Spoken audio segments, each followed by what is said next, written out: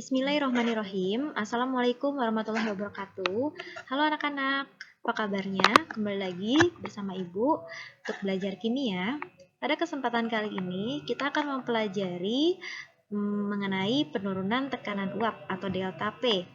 Ya, penurunan tekanan uap dari larutan elektrolit dan juga non-elektrolit nanti kita bahas. Namun sebelum kita mulai pembelajaran, alangkah lebih baiknya untuk kita berdoa terlebih dahulu. Berdoa dimulai. Berdoa selesai. Baik anak-anak, silahkan kalian siapkan alat tulisnya untuk langsung mencatat hal-hal penting yang akan Ibu sampaikan ya. Oke. Kita akan mempelajari penurunan tekanan uap atau delta P dari larutan elektrolit dan non-elektrolit ya.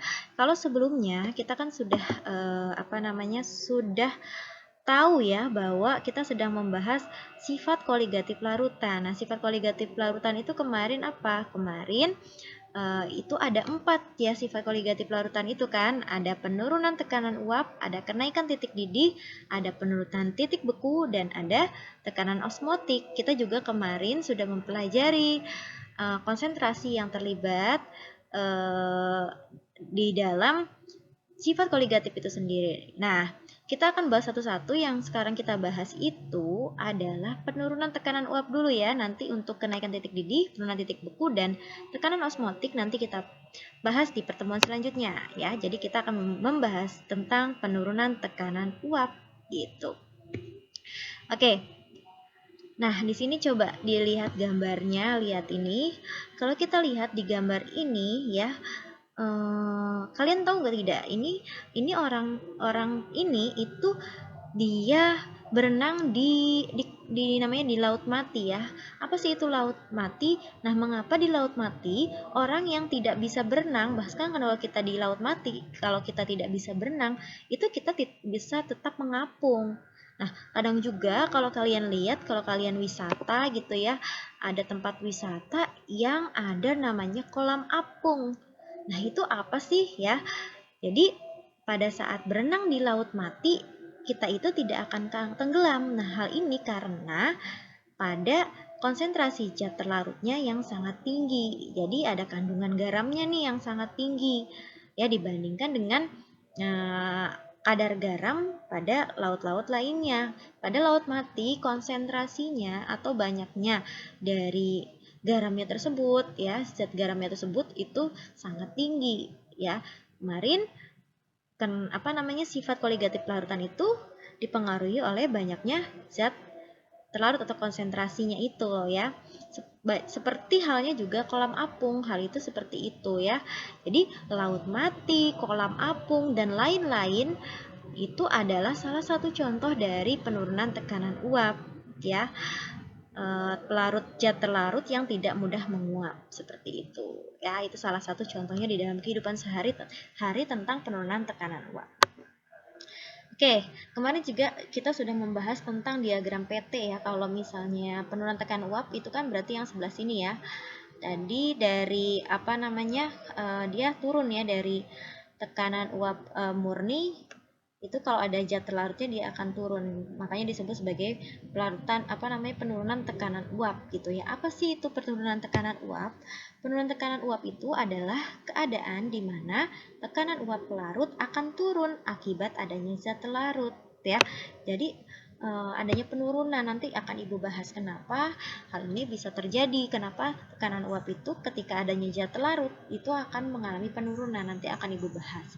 Kita tahu bahwa tekanan uap sendiri itu adalah, kalau di sini pengertiannya adalah tekanan suatu uap pada kesetimbangan dengan fasa bukan uapnya. Semua zat padat dan cair memiliki kecenderungan untuk menguap menjadi suatu bentuk gas, dan semua gas memiliki suatu kecenderungan untuk mengembun kembali.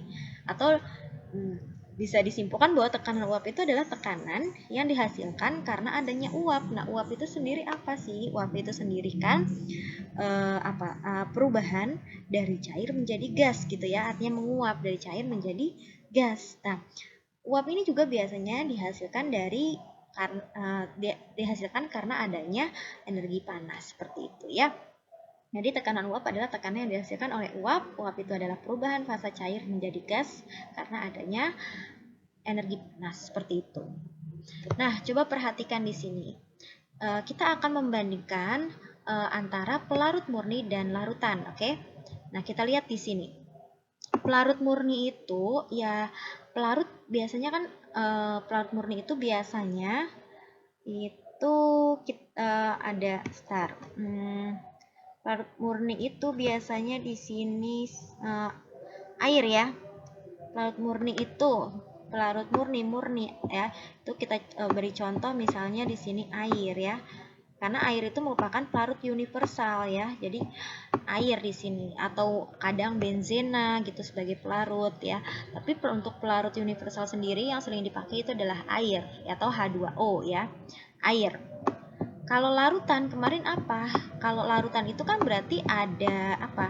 Ada zat terlarut ya. Ada zat pelarut. Nah, kalau pelarut aja kan air. Nah, kalau larutan itu udah ada campurannya, ada zat larutnya ya. Itu ada atau dalam bentuk padatan gitu seperti itu. Zat pelarut di sini berarti ada air juga sama sih. Sebenarnya ada air juga tapi ada yang ditambahkan, ada yang dilarutkan. Misalnya contohnya, kita ambil contoh aja ya. Misalnya kita melarutkan garam gitu ya. Garam misalnya gitu ya.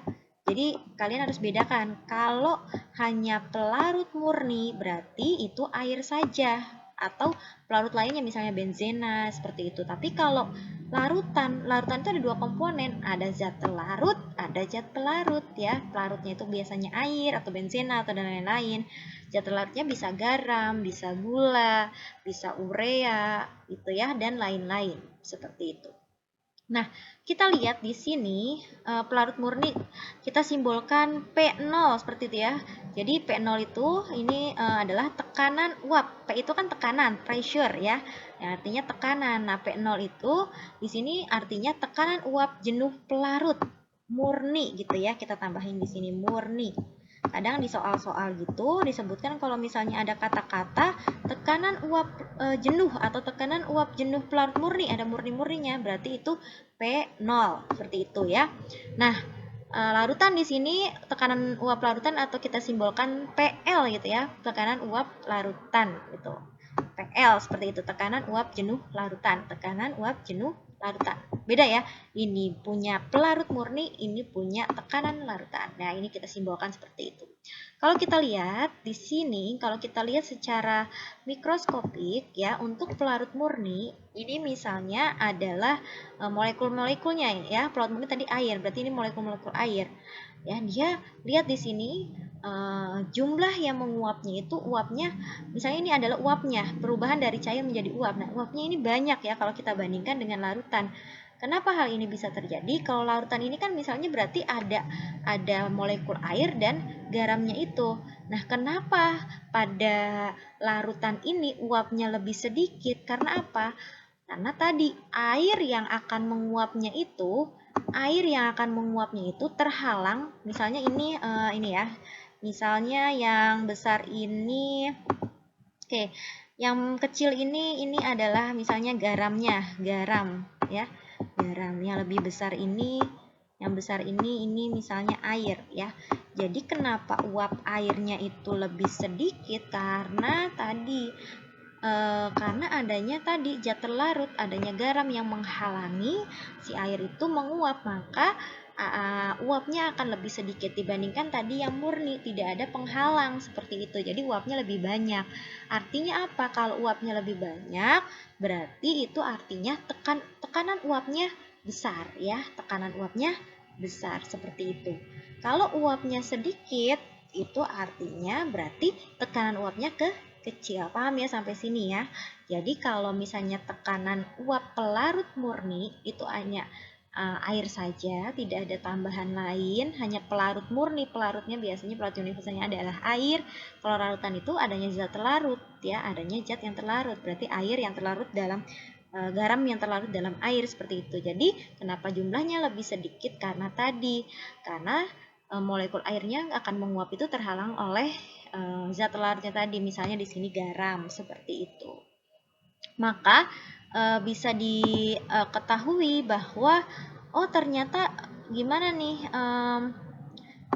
kalau pelarut murni aja dia banyak kan ya.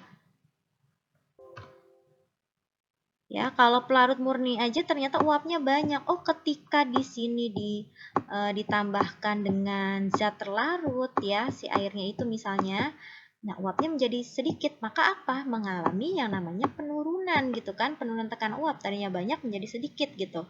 Ya, maka ini bisa disimpulkan juga bahwa P0 itu lebih besar dibandingkan PL gitu kan, lebih banyak gitu, artinya lebih besar, tekanan uapnya lebih besar dibandingkan yang ini. Maka bisa dirumuskan bahwa penurunan, karena terjadi penurunan, maka di sini simbolkan delta ya. Delta itu artinya di sini penurunan, bisa kenaikan bisa penurunan, tapi pada tekanan uap ini dia mengalami penurunan ya, penurunan tekanan uap jenuh ya, bisa dibaca di sini penurunan tekanan uap jenuh. Yang dirumuskan berarti pelarut murni dikurangi tekanan uap jenuh pelarut murni dikurangi tekanan uap jenuh larutan ya, karena berkurang tadi. Ya, jadi rumus ini dari mana sih ya? Dari tadi yang Ibu jelaskan bahwa kalau pelarut murni itu tekanan uapnya lebih banyak gitu kan dibandingkan dengan dengan larutan, tekanan uap larutan gitu. Makanya bisa dirumuskan delta P sama dengan P0 dikurangi PL atau tekanan uap jenuh pelarut murni dikurangi dengan tekanan uap jenuh larutan. Seperti itu ya. Oke.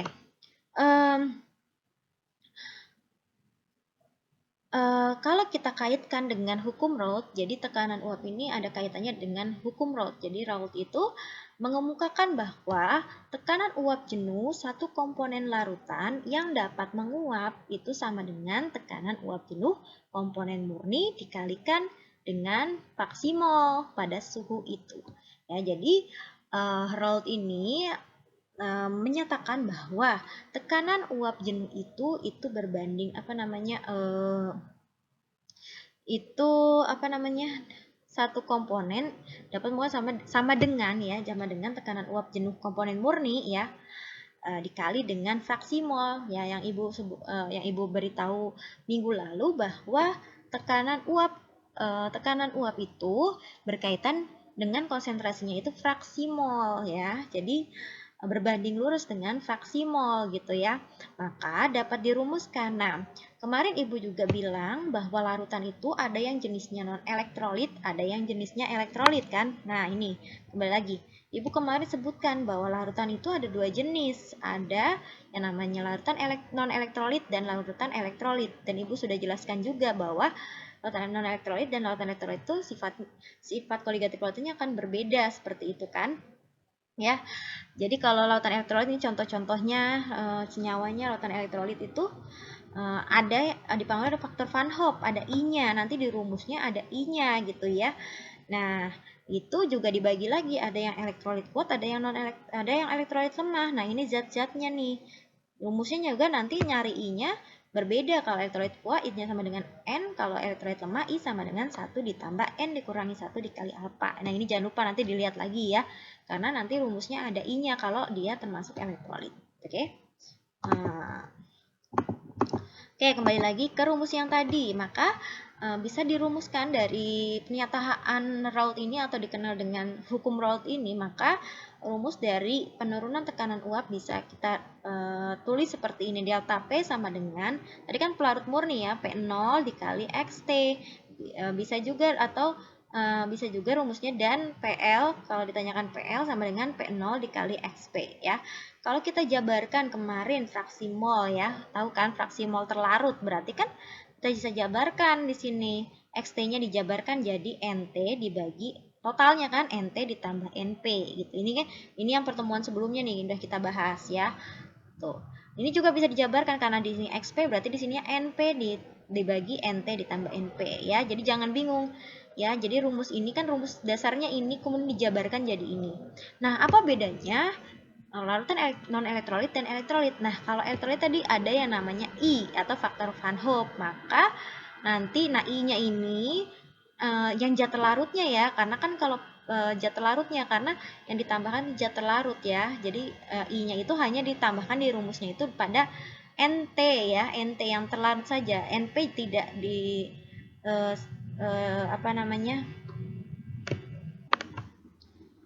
Jadi dia nanti faktor Van Hoff-nya atau I-nya itu ditambahkan di yang NT, yang ada NT-nya. Jadi di sini kan XT berarti NT tadi NT dibagi NT ditambah NP, maka di sini tinggal tambahin I di pada NT-nya. Ini juga tambahin I. NP-nya tidak usah ditambahkan I ya. Ini juga sama PL-nya, maka XP-nya bisa dijabarkan NP dibagi NT-nya, ini kali I ya, tambah NP. Nah, tadi delta P itu adalah penurunan tekanan uap. Jadi kalian harus tahu istilah-istilahnya nanti supaya di soal kalian tahu, oh ini yang diketahui apa gitu kan. Jadi kalau ada delta itu artinya ada kata-kata penurunan tekanan uap. XP itu berarti fraksi mol pelarut. XT itu fraksi mol terlarut. Kalau P0 tadi apa? Tekanan uap jenuh pelarut murni. Kalau ini PL ya, atau P saja. Kadang ada yang nulis P saja sih, sama aja sebenarnya ya. Hanya kesepakatan aja. PL seperti itu ya. PL itu berarti tekanan uap larutan. Kalau I tadi faktor Van Hoff. Ya tadi nanti disesuaikan apakah dia elektrolitnya termasuk kuat atau lemah. Kalau kuat tadi I sama dengan N. Kalau lemah berarti I sama dengan 1 ditambah N kurang 1 dikali out. Seperti itu. Ya, ini tadi yang ini ya. Oke, kita langsung aja ke contoh soal. Nah, ini contoh soalnya contoh soal larutan non elektrolit ya. Oke, di sini kita lihat sebanyak 100 gram sukrosa atau C12H22O11 dilarutkan dalam 500 gram air pada suhu 25 derajat Celcius. Jika ARC-nya 12, hanya 1, O-nya 16. Bila tekanan uap jenuh air pada suhu 25 derajat Celcius adalah 23,76 mm Hg, hitunglah penurunan tekanan uap larutan dan yang B itu tekanan uap larutan. Oke. Jangan bingung dulu walaupun ini banyak banget nih ya. Kelihatannya rumit tapi sebenarnya ini gampang kalau kalian paham. Oke, kita lihat dulu ya. Di sini kan sukrosa. Ya, sukrosa dilarutkan. Nah, kalau dilarutkan berarti ini kan zat terlarut ya. Pokoknya selain air itu berarti zat terlarut lah, gitu aja gampangnya ya. Atau dari kata-kata bisa dilihat dari kata-kata ini dilarutkan. Nah, berarti kan ini kan zat larut atau selain air itu zat larut. Nah, air berarti kan zat pelarut gitu. Nah, jangan lupa ya gitu. Maka tadi kalau dijabarkan larutan sukrosa berarti mengandung zat larutnya adalah sukrosa, zat pelarutnya adalah air. Sukrosa atau C11H22O11, air itu H2O. Nah, kita lihat lagi. Oh, masanya ini kan berarti punyanya sukrosa, punyanya apa namanya? Sukrosa kan 100 gram, airnya 500 gram gitu kan. Terus bila tekanan uap jenuh air, berarti apa tuh? Kalau air atau ada jenuh gitu ya, bukan uap jenuh, air itu kan pelarut murni. Berarti ini adalah nilai apa? Nilai P0 gitu kan. Pokoknya kalau air itu dia ini berarti punyanya air, berarti ini P0 gitu. Kalau larutan misalnya bahasanya larutan berarti itu PL ya. Nah, di sini ditanyakan penurunan tekanan uap larutan. Nah, ada kata-kata penurunan. Berarti apa? Berarti ya ini yang ditanyakan yang A itu adalah delta P ya. Kalau ada kata-kata penurunan, nah itu delta ya, delta P ya. Oke. Oke, kita jawab. Tadi delta P apa rumusnya? Rumusnya kan delta P sama dengan P0 di apa namanya? P0 dikali XT ya, atau bisa dijabarkan ini turun lagi P0 dikali XT tadi dijabarkan jadi NT dibagi NT ditambah NP gitu kan. P0-nya tadi berapa? 23,76. Masukkan ke sini 23,76. Nah, NT itu kan mol terlarut. Nah, ini kan belum tahu nih, di sini nggak ada, belum ada. Maka dicari mol itu kan rumusnya gram dibagi mr, berarti mol terlarut, berarti masanya terlarut. Berapa masanya terlarut? Ini kan sebanyak yang terlarut ini siapa? Sukrosa. Sukrosanya berapa? 100. Maka 100. MR-nya kan belum tahu nih, belum ada. Kita cari dulu MR-nya. Ini kan MR dari zat larut ya. Zat larutnya itu kan sukrosa, yaitu C11H22O11. Berarti ada atom C, ada atom H, ada O. C-nya ada berapa? Ada 11. Maka 11 dikali, nah C itu berapa? 12. Berarti 11 dikali 12. H-nya berapa? Ada berapa? 22. 22 dikali H itu apa? Berapa? 1. Berarti kali 1. Ditambah O-nya ada berapa? 11. Berarti 11 dikali 16. Didapatkan hasil 342. Maka ya sudah, masukkan ke sini. 100 dibagi 342 ya. di 100 dibagi 342 didapatkan hasil 0,29. Berarti molnya terlarut atau molnya sukrosa yaitu 0,29. Begitupun juga molnya pelarut. Pelarut di sini kan air atau H2O ya. Tadi airnya berapa di sini? Oh, 500 gram. Maka masanya 500 dibagi mR. mR air itu kan H2O. Hanya berapa nih? 2. Berarti 2 kali hanya 1. 2 kali 1 ditambah O-nya 1 dikali 16. Dapatkan hasil 18. Berarti 500 dibagi 18. Yaitu sama dengan 27,78. Udah dapet nih. Mol terlarut 0,29, mol pelarut 27,78. Masukkan ke sini. Ya, NT-nya 0,29, NT-nya juga nih lagi 0,29 ditambah 27,78. Nah, gitu. Kenapa ini nggak pakai I? Karena sukrosa tadi itu adalah larutan non-elektrolit. Lihat di sini. Ya, sukrosa itu non-elektrolit ya. Kalau ada atom karbon C gitu ya, ada C-nya kan di sini nggak ada nih, asam kuat nggak ada nih ya. Sukrosa ya, nggak ada nih, di elektrolit lemah juga nggak ada. Nah, pokoknya kalau non-elektrolit itu ciri-cirinya ada atom C-nya kayak gini ya. Karbonnya kayak gini di depan, seperti itu. Itu adalah lautan non-elektrolit. Jadi kalian harus tahu dulu ini lautan elektrolit atau non-elektrolit. Oh, ternyata ini non-elektrolit. Maka tidak ada faktor Van Hoff di tag NT-nya ini gitu. Beda halnya nanti sama elektrolit. Jadi harus tahu, harus bisa membedakan. Ini udah ya, jadi harus bisa membedakan larutannya itu elektrolit atau non-elektrolit. Oke, masukkan P0-nya tadi nilainya 23,76, NT-nya tadi dapat 0,29, dibagi NT juga nih 0,29, ditambah NP-nya 27,78. Didapatkan hasil 0,24 mm Hg. Jadi, pada soal ini penurunan tekanan uapnya itu sebesar 0,24 mm Hg. Gitu ya, gampang ya. Terus yang kedua yang ditanyakan adalah tekanan uap larutan. Ayo, tadi apa? Tekanan uap larutan. Nggak ada kata-kata larutan di sini. Berarti PL, ya. Gitu. Kalau nggak ada penurunan-penurunan itu berarti nggak ada deltanya. Tapi kalau ada penurunan berarti ada deltanya. Ini kan tidak ada ya tekanan uap larutan. Di sini ada kata-kata larutan. Berarti PL. Oke. Berarti yang ditanyakan PL kan. Nah, PL tadi rumusnya PL sama dengan P0 dikali XP gitu kan.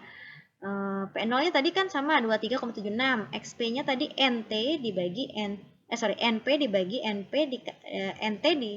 ditambah NT gitu, sama aja lah ya. Tadi kan udah masing-masing dapet nih tadi nilainya, NP-nya segini, NT-nya segini. Udah sama aja, masukkan, didapatkan PL-nya 23,52 mm Hg ya. 23,52 milimeter Hg ya. Milimeter Hg. Nah, bisa pakai rumus yang ini, bisa juga pakai rumus yang satunya lagi, yang tadi yang awal banget, yang tadi ya. Jadi bisa pakai rumus ini, bisa juga pakai rumus yang ini. Tadi kan delta P, apa tadi yang awal banget? Itu kan delta P sama dengan P0 dikurangi PL ya. Delta P-nya tadi kita udah dapet nih sebelumnya. Ini kan delta P-nya ya. 0,24 sama dengan P0-nya tadi 23,76. Nah, dicarikan PL, maka PL 23,76 dikurangi si delta P yaitu 0,24, didapatkan hasil 23,52. Jadi sama aja ya, mau pakai rumus yang ini mau pakai yang ini, kondisional aja. Jadi apa yang ditanyakan itu bisa lah gitu. Sama aja ya. Oke.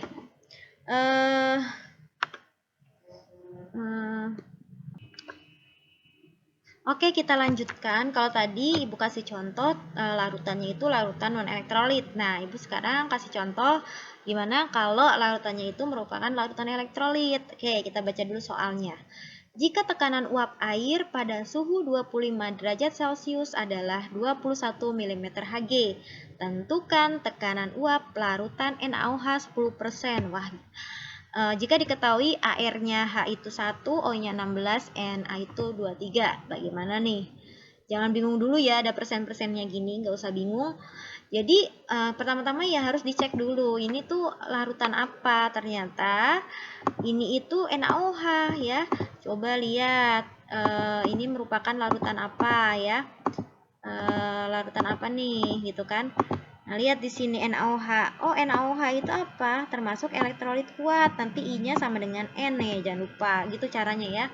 Jadi langsung lihat aja, oh berarti ini termasuk elektrolit kuat ya, elektrolit kuat. Oke, baca lagi tadi, tekanan uap air. Nah, uap air, ya berarti ini punya apa? P0. Jadi kalau ada air-airnya itu P0 ya. Nah, tentukan tekanan uap larutan. Nah, tekanan uap larutan nggak ada penurunan, berarti tidak ada penurunan kan? Hanya di sini kata-katanya tekanan uap larutan, berarti apa? PL. Nah, gitu. Jangan lupa ya, jangan bingung. Harus bisa. Pertama-tama harus bisa baca itunya. Oke. Di sini katanya NaOH-nya 10% ya. Kita misalkan ini dalam 100%. Kita misalkan ini dalam 100% atau 100 gram gitu ya. 100 gram. Maka kalau 10% ya berarti 10 gram gitu. Siapanya? Si NaOH-nya. Di sini kan NaOH ada air kan, namanya larutan NaOH berarti ada zat larutnya itu NaOH, zat pelarutnya air. Tuh. NaOH-nya sebesar 10%, maka 10 gram gitu kan. Nah, itu kan udah 10 gram tuh udah nih. Berarti sisanya berapa? 100 dikurangi 10, 90. Berarti itu punyanya air atau zat pelarut. Oke, tadi kan yang ditanyakan adalah tekanan uap larutan. Rumusnya tadi ini kan. Nah, oke. Rumusnya PL sama dengan P0 dikali XP gitu kan. Udah, P0-nya tadi berapa? 21 mm Hg. Masukkan di sini 21 mm Hg. XP maka NP dibagi NT. Nah, ingat karena tadi NaOH merupakan larutan elektrolit, maka ada I-nya di NT-nya ini. NT kali I ditambah NP ya. Oke, tadi kayak tadi. Karena ini belum ada, berarti kita cari dulu molnya pelarut. Yaitu massa dibagi mR, gram per mR. Pelarutnya tadi berapa jumlahnya? Oh, tadi pelarutnya ini nih. Pelarutnya air kan? Air. Airnya berapa? 90. Tadi H2O kan air itu. Berarti sama kayak tadi, ini ada 2 kali 1 ditambah 1 kali 16. Dapatkan hasil 18, berarti 90 dibagi 18. Dapatkan molnya itu 5 mol gitu ya. Kemudian NT. NT itu NT-nya mana nih? Berapa beratnya? 10. 10 dibagi tadi NT-nya itu kan terlarutnya itu kan NaOH, maka cari MR NaOH. Na ada ini berarti ada atom Na, O sama H. TNA-nya itu kan ada 1, berarti 1 kali 2, 3, ditambah O-nya ada 1 juga, 1 kali 16, ditambah H-nya ada 1, berarti 1 kali 1. Sama dengan 40, berarti 10 dibagi 40, hasilnya 0,25. Oke? Nah, udah ada nih MP sama NT-nya. Tadi ingat, oh ada I. Berarti kita cari dulu I. Itu ada faktor Van Hoff. Karena NaOH itu adalah elektrolit kuat tadi, maka I-nya itu akan sama dengan N. N itu apa? Jumlah ion. Tahu jumlah ion itu gimana caranya? NaOH itu nih, ini yang kelas 1 nih, masih ingat kan ya? NaOH kalau terurai kan menjadi Na+ dan OH-. Berarti ada 1 atom Na dan 1 atom OH-. Maka jumlah ionnya ada 2. Ini kan 1 atom Na. Lihat aja nih koefisiennya, ini kan 1. Ini 1 tambah 1, 2. Gitu kan? Maka I-nya 2. Ya sudah, masukkan. Tadi kan NP-nya 5. NT-nya tadi 0,25 dikali I-nya tadi sama dengan N, berarti sama dengan 2, ditambah NP-nya 5. Sudah dihitung, didapati hasil 19,09 mm Hg. Seperti itu ya. Itu jadi perbedaan bagaimana kalau larutannya itu elektrolit dan non elektrolit itu bedanya apa gitu ya. Terus rumusnya juga jangan lupa diingat ya, seperti itu. Terima kasih, mungkin itu saja yang bisa Ibu sampaikan tentang penurunan tekanan uap dari larutan elektrolit dan larutan non-elektrolit. Jika kalian masih ada yang ingin ditanyakan, silahkan kalian bisa tanyakan di kolom komentar, atau bisa kalian tanyakan di Google Classroom, atau juga bisa langsung WA ke Ibu ya. Ibu cukupkan pembelajaran hari ini. Wabillahi taufiq wa hidayah. Wassalamualaikum warahmatullahi wabarakatuh.